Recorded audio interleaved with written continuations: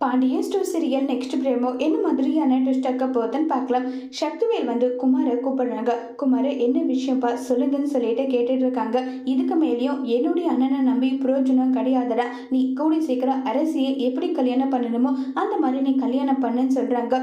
ஏன்பா என்ன ஆச்சு? என்னுடைய அண்ணனெல்லாம் நம்ப முடியாது. இப்போ உட்காந்துட்டு ராஜியை பத்தி நினைச்சிட்டு உட்காந்துட்டு இருக்காரு. அவருக்கு எப்பனாலும் அவருடைய பொண்ணை மன்னிச்சு ஏத்துக்கலாம். அதுக்கப்புறம் இவ்வளவு நாளா நம்ம போட்ட திட்டம் எல்லாமே வேஸ்ட் ஆயிடும். அதனால நீ உஷாரா இருந்து கொண்டுறாங்க. நான் சொன்னேன்லப்பா உங்ககிட்ட, அப்பவே உங்ககிட்ட சொன்னேன். ஆனா நீங்க என் பேச்சை கேட்டீங்களா? என் பேச்சை கேட்கல. பார்த்தீங்களா, கடைசியில உங்க அண்ணா உங்களுக்கே இப்படி பண்ணிட்டு இருக்காருன்றாங்க.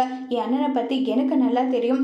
ஆனா இதுல ஏதோ ஒரு சூழ்ச்சி நடந்திருக்கு. அந்த கோமதி ஒருத்தி இருக்காளே ஓடுகாளி, அந்த கோமதி தான் ஏதோ ஒரு விஷயத்த சொல்லி அண்ணனுடைய மனசு குழப்பி வச்சிருக்கா. அந்த குழப்பம் தீரத்துக்குள்ளவே நம்ம அரசே இந்த வீட்டுக்கு மருமகளா ஆக்கணும்னு சொல்றாங்க.